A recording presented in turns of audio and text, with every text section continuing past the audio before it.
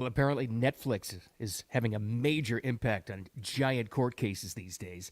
Black women don't appear to trust Kamala too much. Hispanics love Trump, but most importantly, the most important development of all, we got a weekend on our hands. Welcome to it, everybody. Thanks for finding me. Welcome to Wicked Radio. Hey, by the way, before we get to all the stuff, happy weekend, happy Friday, and also some nice developments this week for our little live stream. A lot of you sharing along the audio podcast, wherever you get them, all of them, all the platforms, all that stuff. Your notifications on for when we go live right here. It's the little bell, like right beside my name, if you'll follow me, at Wicked Bill Adams. And sharing along. Appreciate that so much. Let's continue having some fun then. Let's get to it. Friday, October 25th. This is the second to last weekend before this election, by the way. This is just, it can't be just me. Everybody is saying it. Everything is just flying by. I think there's so much news. There's so much stuff going on. Yeah, it's the politics. Yeah, it's the election. Yeah, I get it. All that stuff, all the appearances. And we're going to get to that, obviously. A couple of interesting things on that. But if you paid attention to this, it may have slipped by the wayside. And you know, maybe you're not into true crime. I'm really not either. I'm into how the media affects things. And this Netflix documentary, it was actually, here's the actual title if you haven't seen it yet. It was massive. It's one of the biggest they've ever done, this series they did. Monsters. The Lyle and Erik Menendez story. Huge. You couldn't escape this thing. It was pretty well done, I guess, whatever it was. Here's the takeaway. This thing has greatly affected this entire trial. If you don't remember, this was the trial of the century before OJ happened right in the middle of it. It was right in the early 90s. Now, the murder, okay, here's a little background here because it's a lot. It's a lot to unpack.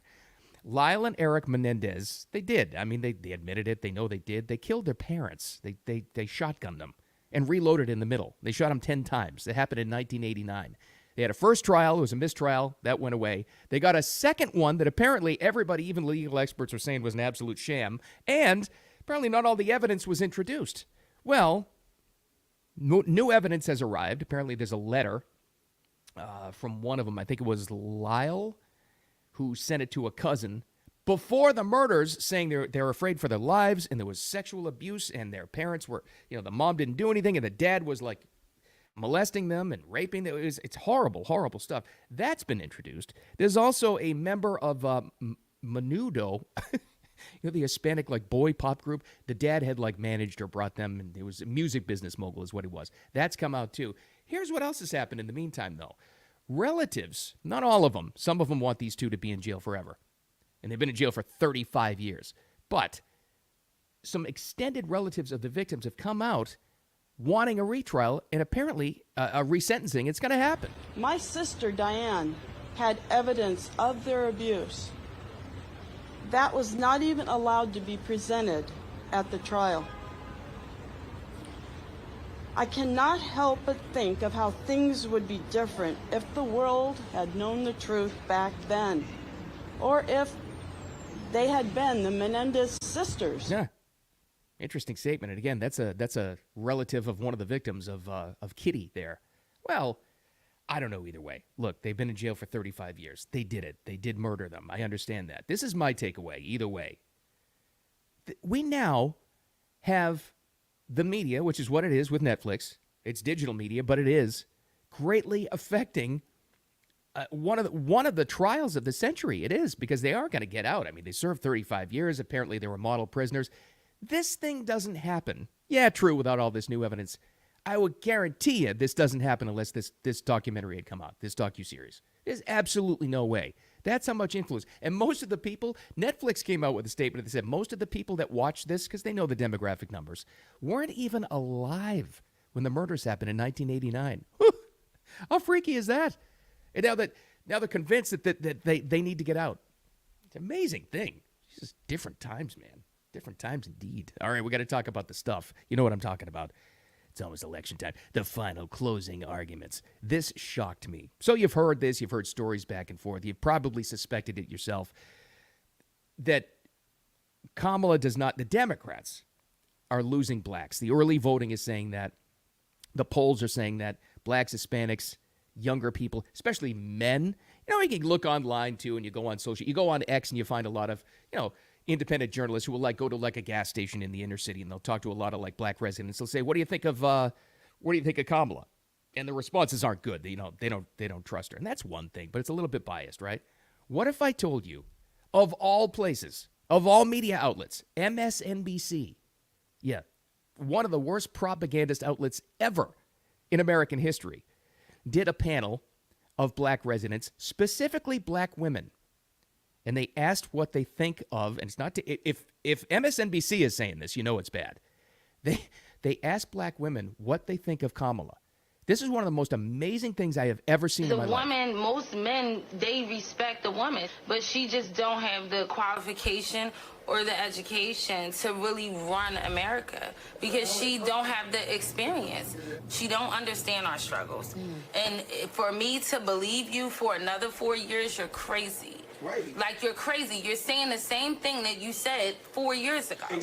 Okay, again, I have to keep repeating this. I know it's a broken record. I get that. But this is on MSNBC. I'm actually surprised this actually made it, like, out and was broadcast that they did this, because that's a bad, bad look. There were a couple in there who, like, didn't exactly, disparage Kamala, but it wasn't exactly, a strong vote of support. And that question that led into that was amazing, too. They said, would you vote for her because she's a woman? That lady there wasn't having it. Now listen to this. How about this? They actually brought up the whole point that Trump has actually made. When he said it in his Trump kind of way, he goes, I didn't know she was black. This is all new. I thought she was Indian. He caught hell for saying that. But it resonated. Again, there's a reason why the guy is such a great persuader, because he understands what connects with people and what they understand. And that message resonated with these ladies. Yeah. Can you talk to me about, do you agree with him on that? Do you feel like she's wearing her blackness? Absolutely. When she's sworn into the Senate, it was as the first Indian American. Thank you. Which is, it's fine. We don't care. We all know she's not black. Let's understand that. We are all clear of that. But my point of view, and like I told you earlier, she's already been there. People are amazing. I forgot that too. I really did when she was sworn into the Senate. Now that lady on the MSNBC panel said it, now I also remember that clear as day.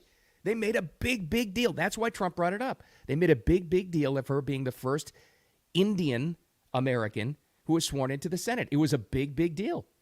And I will tell you something, the African-American community is not buying it. Now, that's one thing.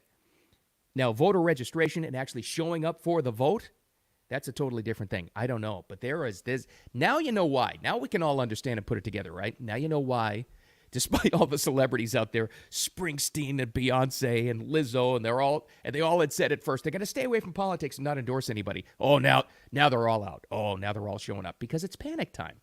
It's looking really, really bad for her. What's going to happen on the 5th? I have absolutely no idea. None. Nobody knows. We really don't. And it may turn out not the way that you and I and most people think that it will. It may not. But one thing has changed forever. That's not going back in the toothpaste tube. We got hold of information now. We didn't have this before. We didn't have it 10 years ago. I'll say this. We didn't have it 2 years ago. It's really is an amazing time that most normal, regular people got a hold of normal, regular people like that MSNBC actually dared to broadcast and ask them real questions. And I give them credit for that. We got hold of information now. And that's not going back unless something really bad happens and they crack down on all the censorship. So when people find out the truth, that's when the bad guys start to panic. And I think that's what you're seeing now with the Dems, because they are going full-on panic censorship mode. Amazing development. All right, let's talk about the other guy. Let's talk about the man from Mar-a-Lago. What a finishing weekend. Well, actually, next weekend's the finishing weekend, but really, here's Trump's big weekend. First of all, today is the big day. I'm fascinated to find out how long it goes. Because Joe Rogan wants to sit with him for as long as humanly possible. And the great thing about digital media is no limits. There's no more limits. This is why Kamala Harris dropped out and disinvited herself out of the Joe Rogan interview. Did you hear the reason why, too? Did you hear this one? Well, she has a scheduling conflict. Right. Well, Trump's doing it. It tapes today. We're going to have a lot of sound for this, I'm sure, on the Monday live stream. I am sure, but it goes on today. I'm dying to find out how long taping actually goes. It's going to be fascinating. Not only that, have we forgotten about this? What actually happens? Boy, he's wanted this forever. Sunday is the day. Sunday night, Madison Square Garden. the big rally. This is going to be amazing. That's what we're going to have sound. You think the guy has been amped up before for some of his favorite rallies. Remember the Coachella one? He wanted to do a big outside rally in California, wanted to do it last election cycle, and I think COVID kind of screwed that up, whatever. He has wanted to do a rally in Madison Square Garden forever. And the Trump team, it's true or not, I don't know, they say tickets sold out in minutes, 20,000 people. He is going to be so amped up for that. It's going to be massive. But yesterday, and you know what the rallies sound like. They joined with we call them the MAGA Avengers. Vivek was there. Tucker was there. J.D. Vance was there. Big Vegas rally, right? You know what that sounds like. You can pretty much guess, and you can imagine it in your head right now. But what would this sound like? What's it like when Trump, supposedly unannounced, and that's key to this story here, unannounced visit to a very popular Cuban restaurant in downtown Las Vegas? What would that reception be like? Well, I'll add this. Probably pretty good, because the place, not set up by the Trump campaign, the place has, you can see the pictures on your own, a cardboard cutout stand-up of Trump with a sombrero on. And apparently it's there all the time. How did that go for him?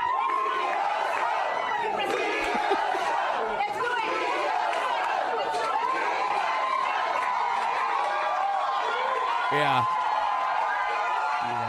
I'd say it. If you combine that with, and now that's in Vegas, you combine that with the Hispanic vote that's supposedly, reportedly turning out in South Florida, especially in Miami-Dade County for Trump, I think we can understand why the Democrats are panicked about losing Hispanics, losing black women specifically, African Americans, and also losing men.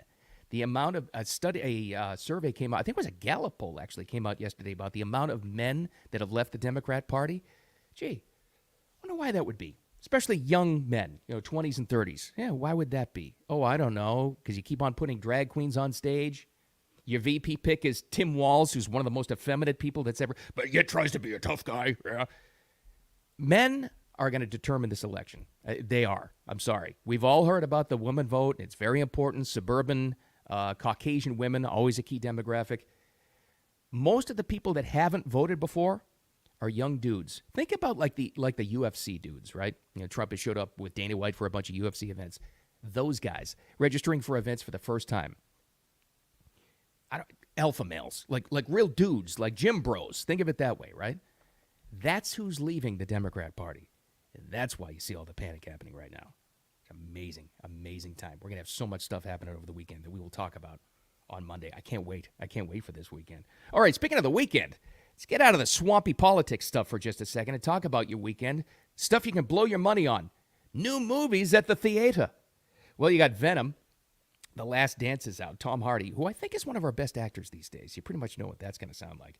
But this is, my wife and I, Laura and I had this discussion the other night. We saw the ad, Victims of Advertising, for that new Conclave movie. Great cast. Tucci's in it, Ralph Fiennes, John Lithgow. It's like all the previous award winners are all collected in one movie before a papal crime drama. Oh, I'm in on that one. Absolutely. The Pope is dead. The throne is vacant. The conclave begins now. We're about to choose the most famous man in the world. And 1.25 billion souls watching.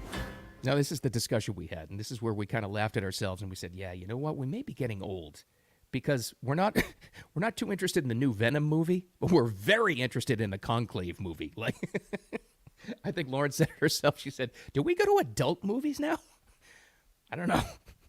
The cast alone makes it worth it. Who the heck knows? Who knows? But we're getting closer and closer, too. Don't forget about this. We are in spooky season. And there's a great story that caught my attention because it combines two things.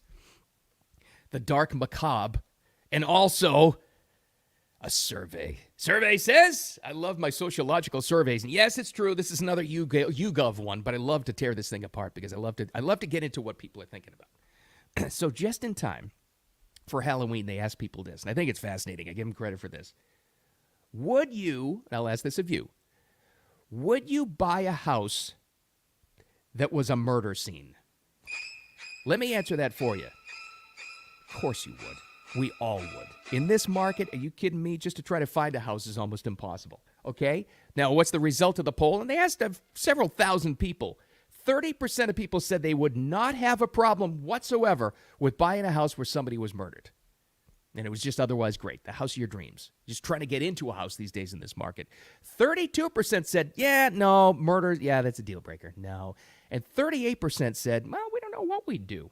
Okay, you 38%, you're lying. I'm sorry. Because if the price was right, and if you've tried your whole lives to get into a house, the perfect house, and the price was reduced because of the controversy, no. I'm putting your 38% on top of the 30%, and I'm putting it at 68% of people, and it was probably even more, over 70%, would have no problem whatsoever buying a murder house. I wouldn't even. Maybe you already have. What are the chances you bought a house? What are the chances, if you're like a second, third, fourth homeowner, that somebody was already murdered in your house? You ever think about that? Here's another sociological question. What if you know that it was a murder scene, not involving you, but previously in the past? Do you have to disclose that? Like, where would you put it? Like, great neighborhood, great schools, we're in a good electric grid. Oh, yeah, there was a murder in the 90s. No, you're not going to disclose that. And nobody is going to worry about that. It's like, oh, I don't know that, it says that the husband was killed here 10 years ago. Yeah, but honey, it's price reduced 50%. Okay, we're in. It's human nature. You know it is. We got a weekend on our hands, kids. Let's get out of here and get to it. All right. Coming up on Monday, we'll talk about all this stuff. We're going to have a lot of sound from the Trump Madison Square Garden rally. I'm sure there's a lot of stuff coming out of the Joe Rogan interview. We'll see if the Kamala collapse, maybe it's just collapse with a K, happens more over the weekend. And more importantly, don't think about this stuff too much. Yeah, it's an election, but you got to live your life. Have a great time. Thanks again for following me. I appreciate it so much. The X account is at Wicked Bill Adams. Put a little notification on, a little bell thing for when we're going live so you know when that's happening. The audio podcast, wherever you get them, on Spotify, Apple, what's the other one? iHeart, all that stuff. And this lives as a replay on X and on YouTube as well. So with all that said, thanks so much for hanging out with me. Have a great weekend. Have a great, safe weekend. Have a wicked, awesome weekend. 2 takeaways from today. Don't worry about a murder house. Price will be reduced. And more importantly, don't take any crap from anybody. We'll talk to you later.